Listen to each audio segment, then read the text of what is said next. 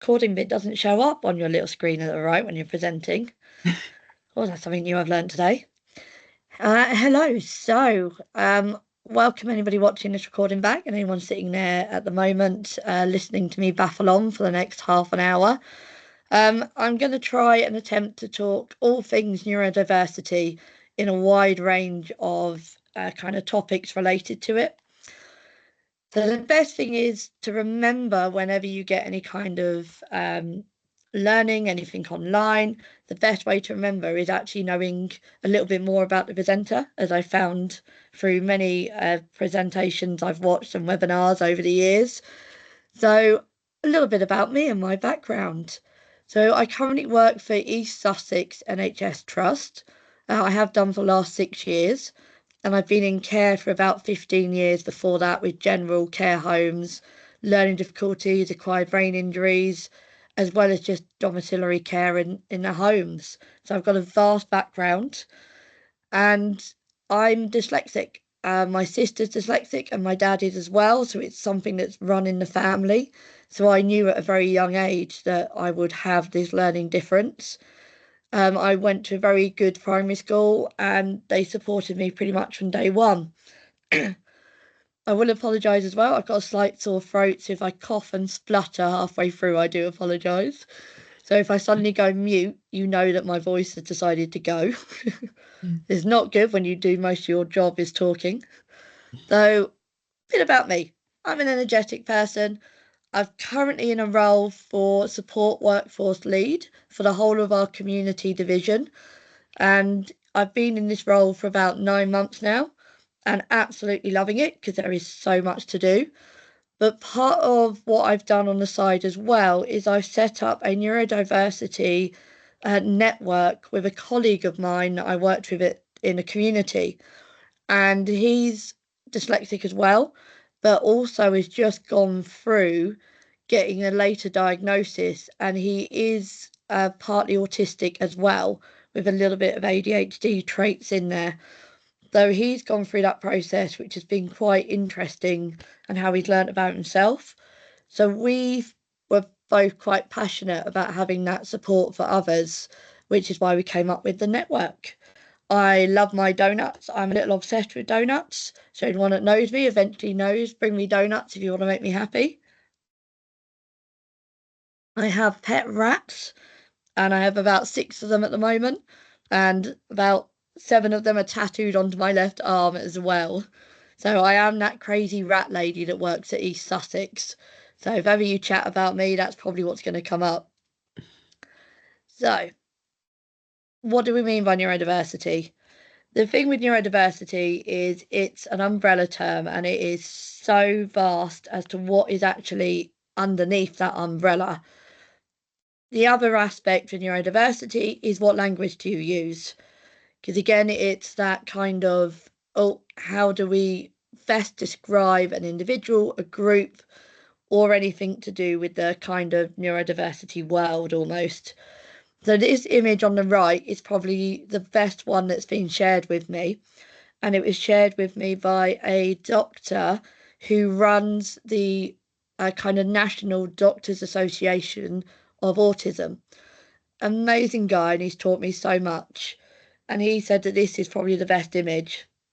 So it explains that the differences are they're natural variations, they're not defect, they're not disorders, they're not impairments. Neurodiversity was coined by neurodiversity movement as opposite to neurotypical. So the terms neurodivergent and neurodivergency are now used to describe all people with a neurological condition, meaning they do not consider themselves neurotypical. Now, me as dyslexic, trying to remember these words and spell them isn't the easiest. So every now and again, I have to revert back to this picture and be like, oh, which one am I using again? And it kind of shows that you've got your neurodivergent is each of these individual people with the underlying conditions, your autism, your Tourette, your OCD, anything to do with that. The actual person is a neurotypical, is where they've got absolutely nothing that impacts their day-to-day life or their study or anything like that. And your neurodivergent is having everybody with the same kind of neuro issue. And then you've got your neurodiverse group, and then you've got ones with multiple neurodivergence. So they are finding now in a lot of studies and research that it's not as straightforward as they originally thought years ago, where you're either dyslexic or you're autistic or you're ADHD. It now coincides that you probably would have possibly one or two that join together. So I've had a lot of people tell me that I'm probably ADHD as well, because I'm very slightly hyperactive and I like to multitask massively. So I'm very good at doing 3 or 4 tasks at once. But the other thing with neurodiversity is, like I said, there's so many variations, but weirdly, there's actually only 15 to 20% of the population in the UK, which is very low when you think about how many people are in the UK, that would have some form of neurodivergence. With they're getting a lot more people being diagnosed now, and I wouldn't say it's because a lot of people are now wanting to have it or say they have it. It's more that it's with the information highway that we have with TikTok, Facebook, things like that. A lot of people are sharing their own neurodivergent kind of aspects, and people are identifying with it and realizing that they probably do now as well. And I would say when you get the people that go, oh, it was never in my day, it probably was, but it just wasn't recognised. So you still would have had the person at school that didn't learn to read. They were probably dyslexic. The person at school that was the bad kid in the corner that would never settle, would never sit down, probably had ADHD. And the other kid that was always putting their hand up and knew the answers, had studied hard, probably had autism. So it probably was around, it just wasn't discussed, it wasn't talked about. So then with neurodivergency, we're trying to get away from that scale, that it's not a case of you're either low functioning and that you're needing support, care staff, you need to live in a home, and then you're high functioning, which a lot of people would anticipate with more of your genius kind of people. So, like Albert Einstein was probably ADHD or autistic as well, with a little bit there. That we're trying to now say that it's a spectrum, because everybody is individual, that there aren't really those stereotypes actually linked to ADHD and autism. And there are still aspects of personality, upbringing, and everything that would affect someone's ability of learning and how they're able to navigate the world. So this slide just shows a little bit more information on how the kind of spectrum works. That it's less of the picture on the left-hand side of where you are on that scale, but you might have aspects that you are much better at than a neurotypical. So for me, it's that being able to multitask, whereas some people can only concentrate on one thing at a time. So that's probably where I've got those strengths. Sorry, voice is really going to go today. It's going to be fun. So this was a slide that was created and shared with us by one of our autistic members in a network. She is very much an advocate for coming away from that whole just sliding model and much more into a spiky model. This is where it's really good to know and get people to have that later diagnosis. And this is why it's important, because you get to learn about yourself. What are your strengths? What are your weaknesses?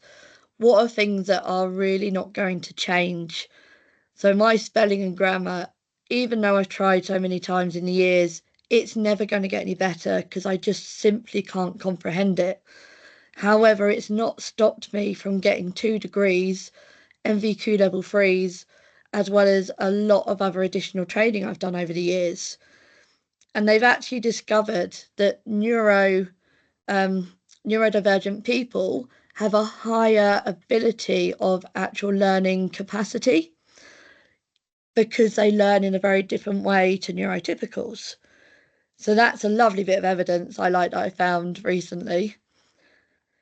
So then with neurodiversity, like I was saying earlier, you can get ones that have the intersectionality where they might be a little bit ADHD as well as autistic, or a little bit dyslexic, might have a little bit of OCD as well, because that will come in hand with possibly anxiety or the things that autistic people will feel. But you also get exactly the same, where you can have different race will have a neurodiversity. And again, there is a lot more research, and they're finding that some ethnic minorities actually have a higher increase for autism. No idea where that's coming from at the moment, but interesting that they're starting to look into those kind of things. And you obviously get the bits that overlap.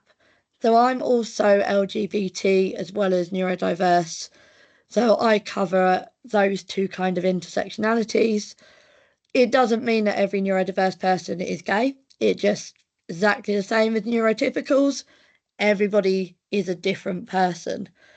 So we try to get that across when we're chatting about neurodiversity. So then it goes a little more into language and microaggressions. So it's really difficult at the moment because we are in that kind of generational shift where you've got your kind of people that are in their 50s, 60s that will say, it wasn't around in my day. And you will always hear those little microaggressions around that if someone does decide to divulge that they are autistic or they do have a learning difference, you'll always get the, oh yeah, I have that issue as well. Or now everybody's got a little bit of that.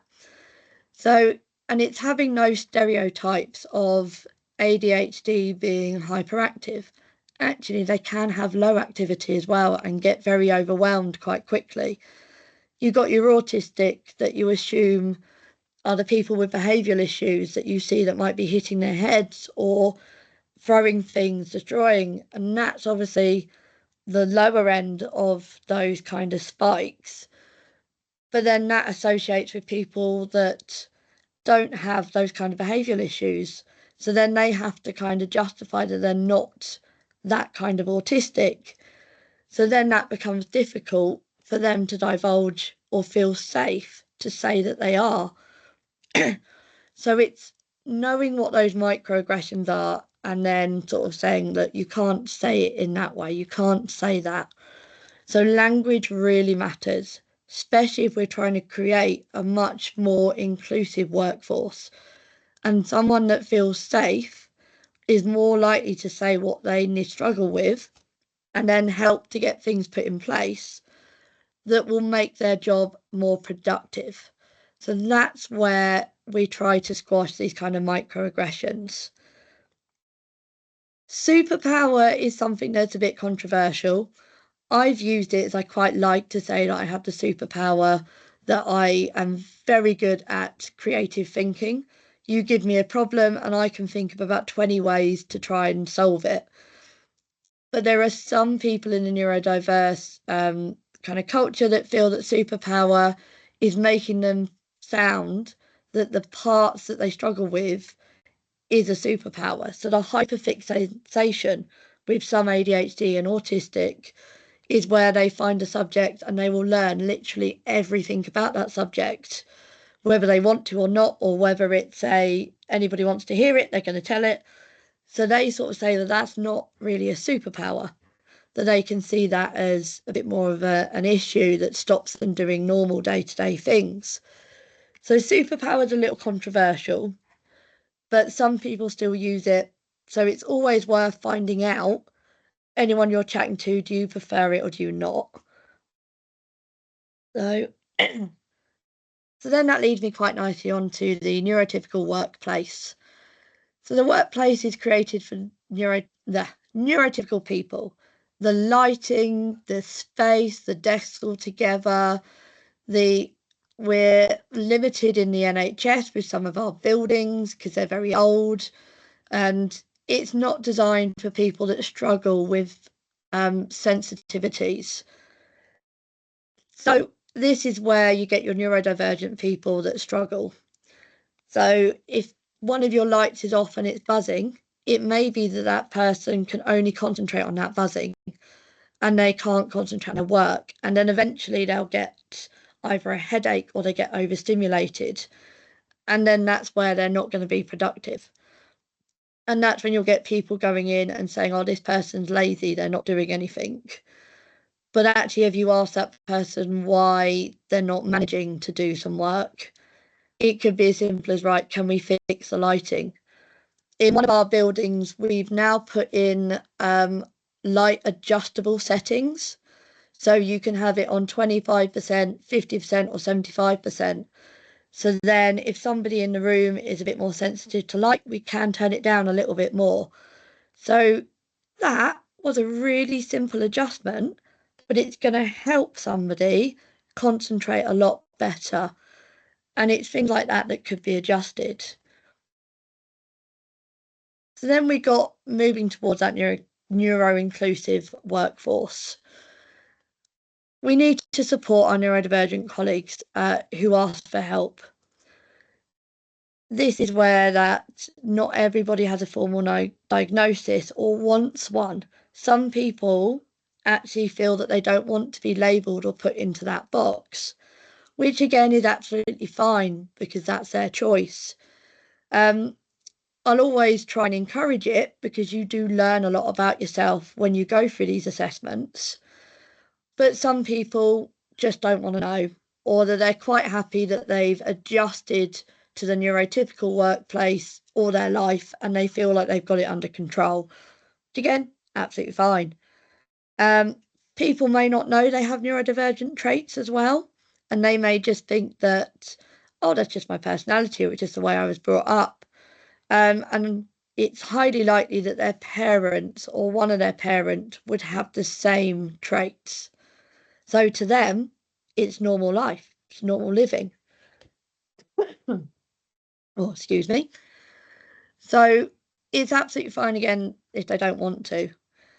We need to start making the workplace inclusive, giving those adjustments where possible, and moving away from them in the first place. So when new buildings are made, they need to be considering that neuro-inclusive workforce. This isn't just for staff, but that's also for patients. So if you get overstimulated very quickly, you can imagine that A&E is a highly stimulating area. So that's a trigger for a lot of neurodiverse patients. And a lot of them then won't go into A&E, and then they might fall ill because they just simply can't face going to that environment. So we're essentially not giving the best care to those neurodivergent patients. So it's thinking about things like that. And this is where spreading the awareness and talking about it is so important. So then adjustments at work. So we'd always see sometimes with one of neurodivergence like dyslexia plus, because it's different for every person. So you need to sort of find out what additional things somebody else might need. But the generalised is the struggle to read certain fonts and text. So with my dyslexia, I actually can skip lines if the writing is too close together and it's not spaced out enough. So when I've read a passage, I'll get to the end and think, oh, hang on a minute, that didn't make much sense. And I've realised I probably skipped a line or two while reading. Whereas some dyslexics don't have that. Some might miss words or they read certain words backwards without realising. Some people like coloured overlays, whereas I don't. Some people have certain word fonts that they get on better with. So it's kind of finding out what would be the best thing for that dyslexic generally in your area, or it's going to the kind of the dyslexic basics, because at least then you're going to hit probably about 80% of dyslexics. So it's providing speech to text. So there's a lot of software out there where you can speak and it will type it for you. Not using italics, because again, it makes it difficult to read the word. There is a open dyslexic font, which I'll chat about in the next slide, providing filters, so you can as well get software called Claro Read that you can change the colour of the background on documents, PDFs, and it's brilliant software. If it's possible during exams, during really complex patient discussions or anything, can you provide somebody that can scribe for that person with dyslexia that really struggles? Is that an adjustment that you could do for them? So there's a few things out there that you could look into. So the open dyslexic font, normally you need to go and download this. So you might need to chat to your IT team about allowing you to download. And you can either produce documents in two ways. One for neurotypical that's got the writing normally as you would. And then you can always produce a second document and you can just change the font to this open dyslexic one. So then if somebody asks for an adjustment, you can just send them the document that you've got.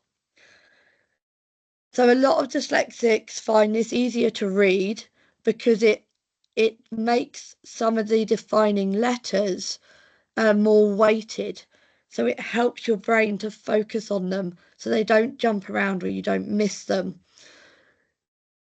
This doesn't massively work for me, but I can still read it. But I'm absolutely fine with normal font. So again, it just depends on having those options for various people. Then you've got the ASD, which is the mixture of autism, spectrum disorder.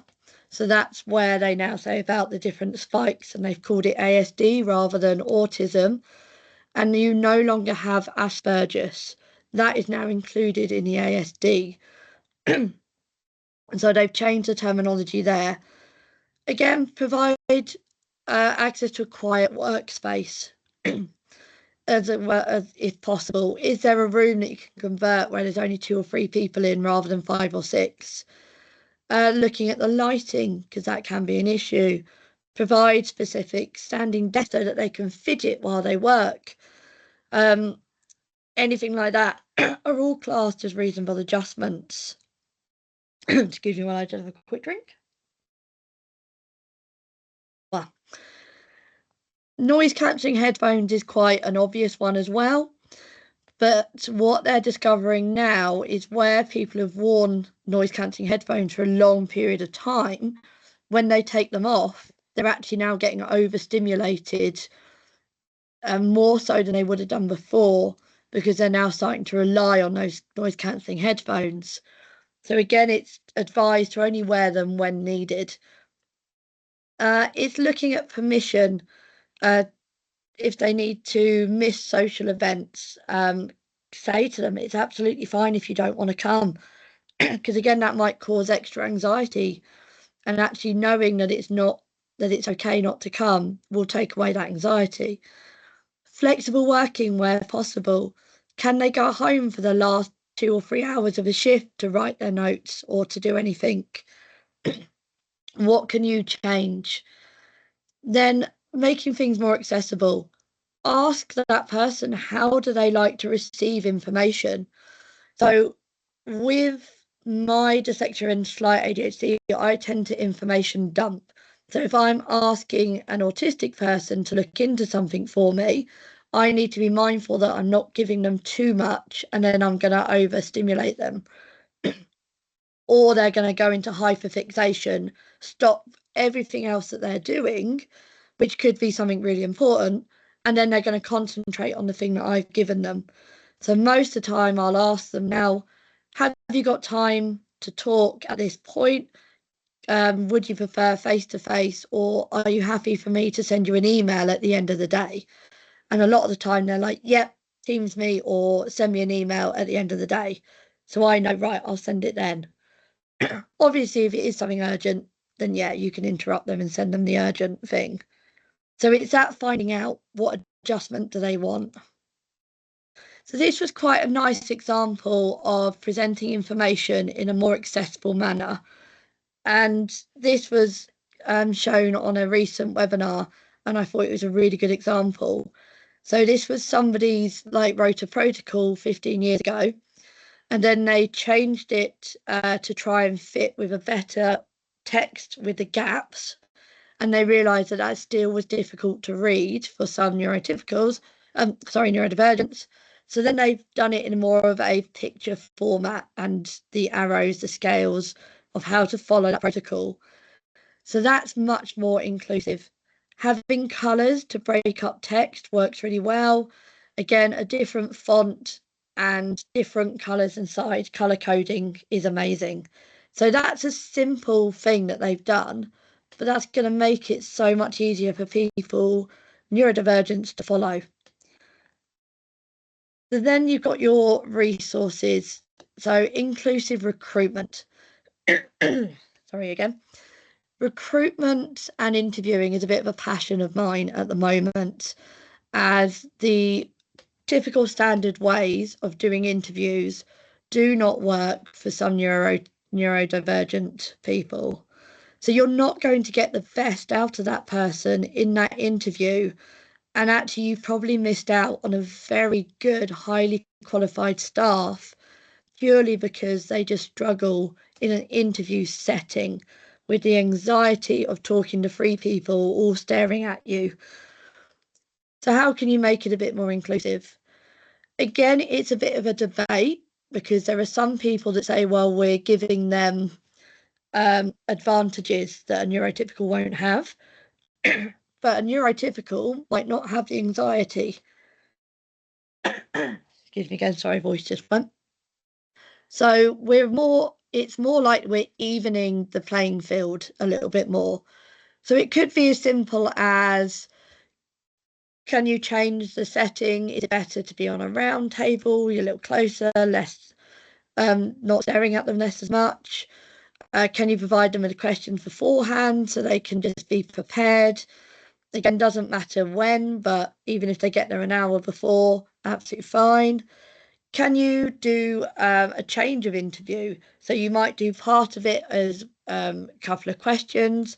You could do it where they go onto the ward and you actually see them interact with a patient, or you give them a task to do and see how they do it. There is no law to say that interview process has to be the way that we do it. It can be amended and adjusted. And that way you're actually going to really get the best staff for the role. So there are a few things on this slide that might just prompt to think, how can we change it? The other things that I found over the kind of course of being the neurodiversity chair is I'm looking as well on where I can signpost people.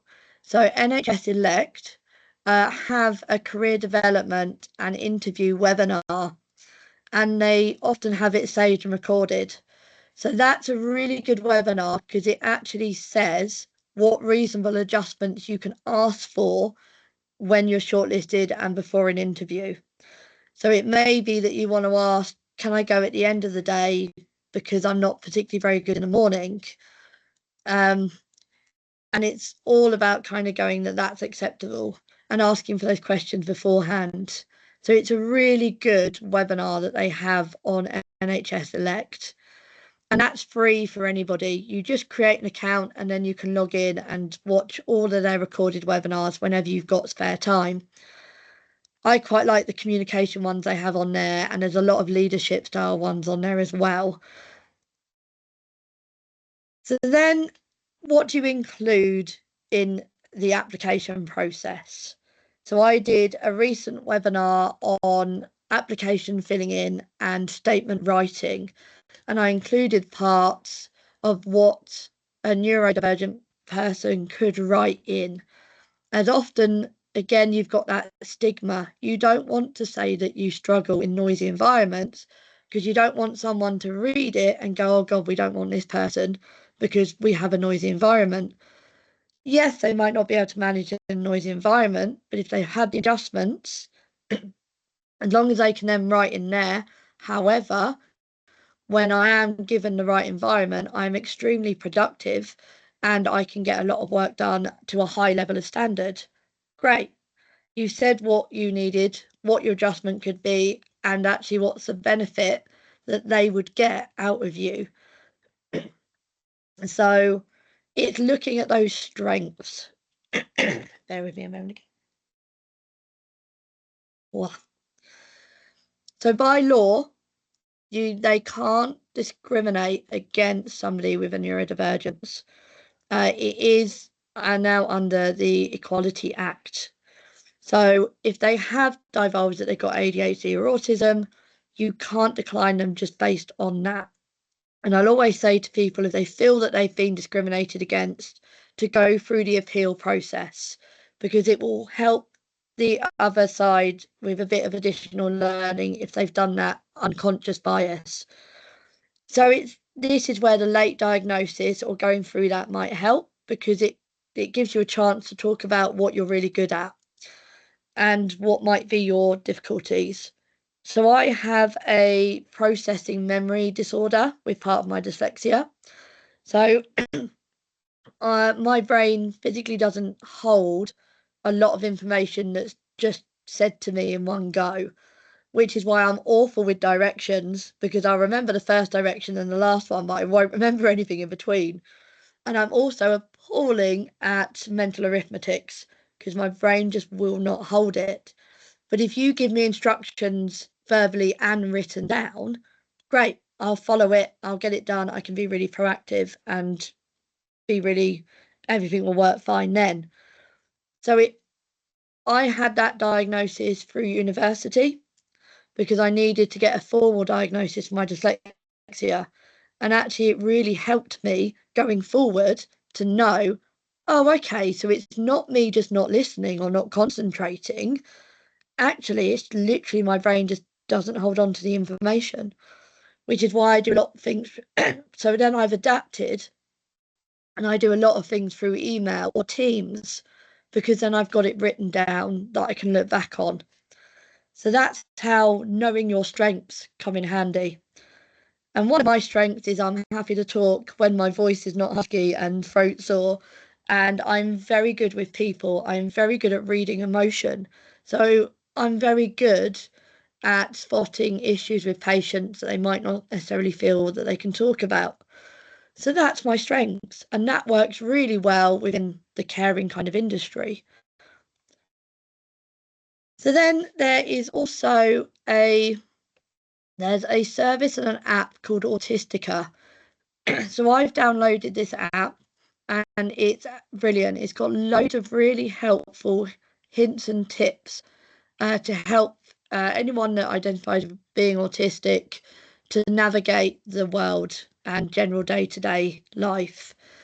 They have also done a best practice for autism referral and assessment. So they've written up a study for patients and anything to do with autism. I have to admit, I haven't fully read it. It's on my to-do list, but the writing in green is a link to that document, and it has got some really useful information on. After I've just read it so far, so it highlights some of the tools that are out there. What are the aims of the assessment and the oh, sorry, voice totally went on that then. Yes, so what is the best way to approach an autistic patient to find out the best way that they can help them? So it's a really good document. And it also shows that less diagnosed in adults and older people. So the younger generation, there is a lot more around getting them diagnosed a lot earlier.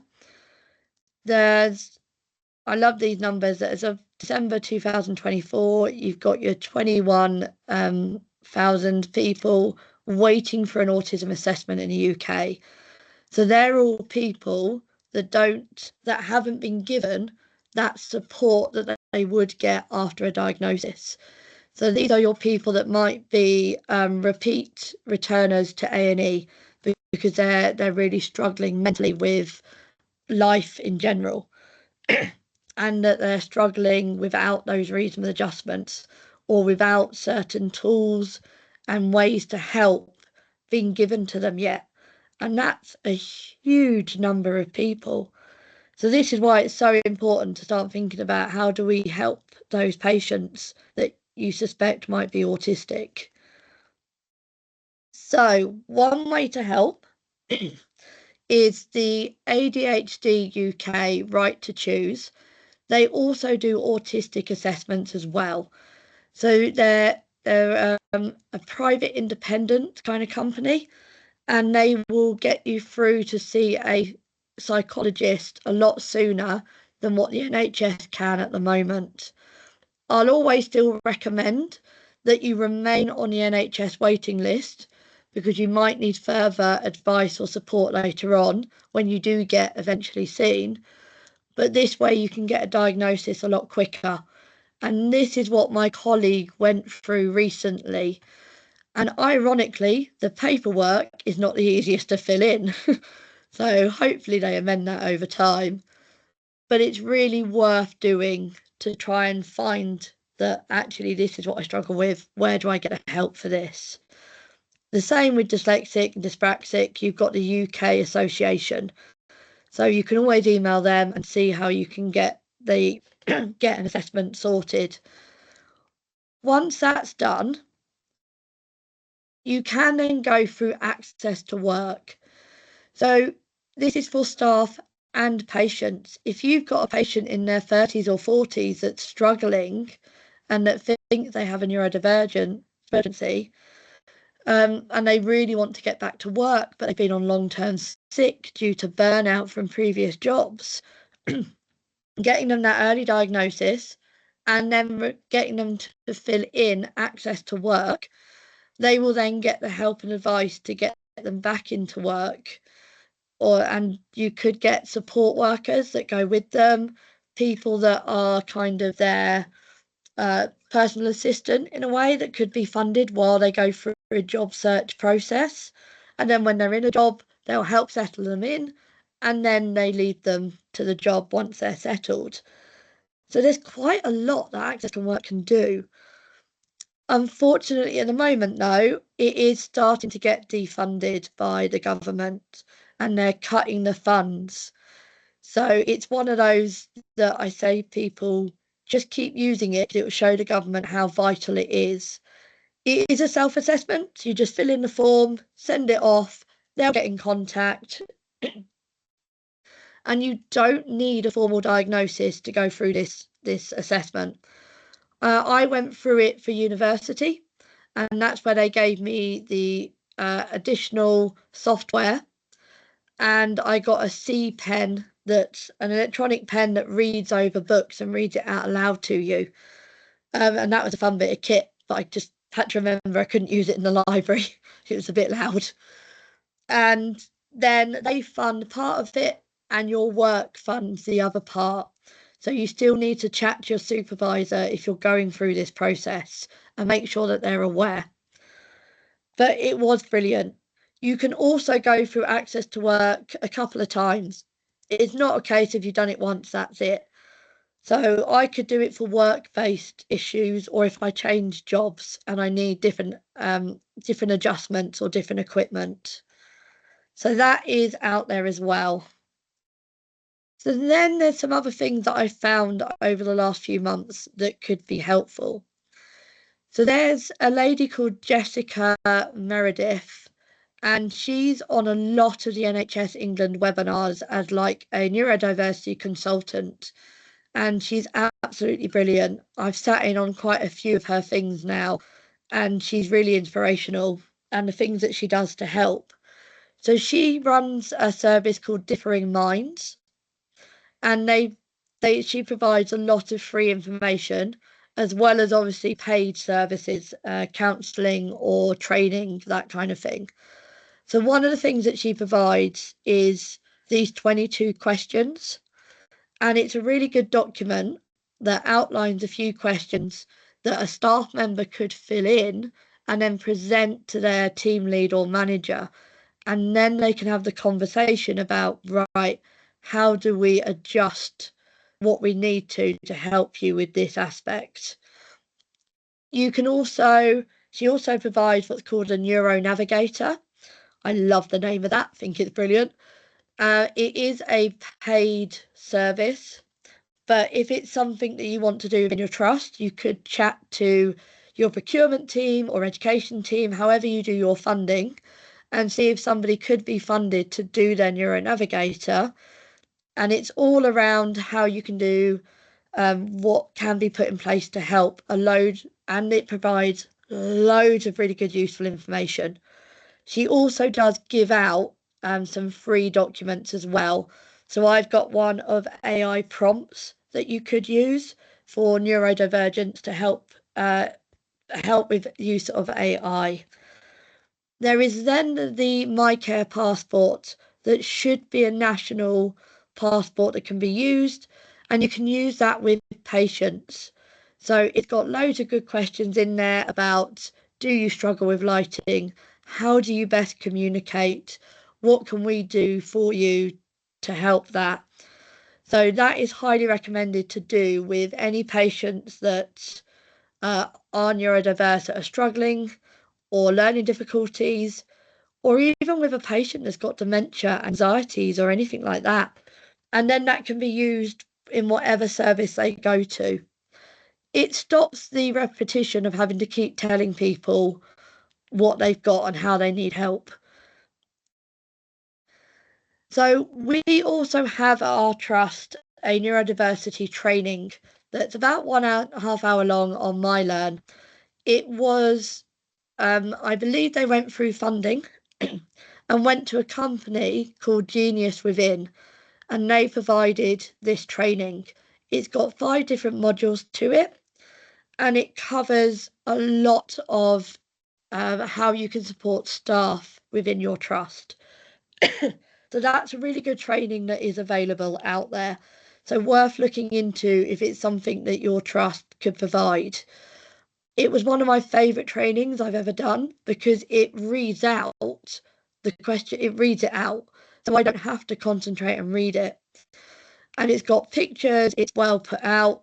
It's kind of one of those that shows this is how training should be done.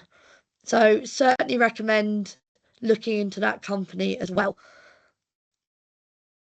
Then I've added for the slides that you'll get a copy of, basically any training and resources I've found that have been really, really helpful with learning more about neurodiversity. I've signed up to quite a lot of newsletters and things as well, because often they'll also share hints and tips. And then I share all of this within our neurodiversity network. And within our network, we have people of many various stages in neurodiversity, whether they have a diagnosis or not, or they feel they might be. We support them. Or if they're managers or team leads, they can also be allies. So this is where it comes in really handy to know some of the really good sites. So there's lots of really good training that the NHS England also do have. So that's a good little list there for you. So hopefully this has all been informative. It's a bit of a whirlwind training because I'm trying to cover many different aspects, including like how you can support patients as well as staff and looking at the differences. And so I thought I'd end with showing you some of the awareness months and weeks that are out there. So there is a celebration week that's at the beginning of March, and it's run by a company called Lexic. And if you join their newsletter, they do loads of free webinars. They also have those recordings on their site. So definitely worth having a look into their celebration week. And then you have Autistic Society, and they have an autistic month is April. So I've done a lot of information around autism during April and getting that shared out. And then October is for us dyslexics. So we get a week in October, and the rest of October is for ADHD awareness. So lots of ways that you can promote or spread information during those kind of events. So that is everything. Hopefully that's given you a bit of information to either get started, either hopefully something in there you might not have known about that you're going to go and have a look at. I'm very happy if anybody ever wants to contact me, if they want to look at setting up a neurodiversity network or a support group or anything like that, and I can advise how we set up our network. So I am very happy to be contacted if needed. Oh, that's everything.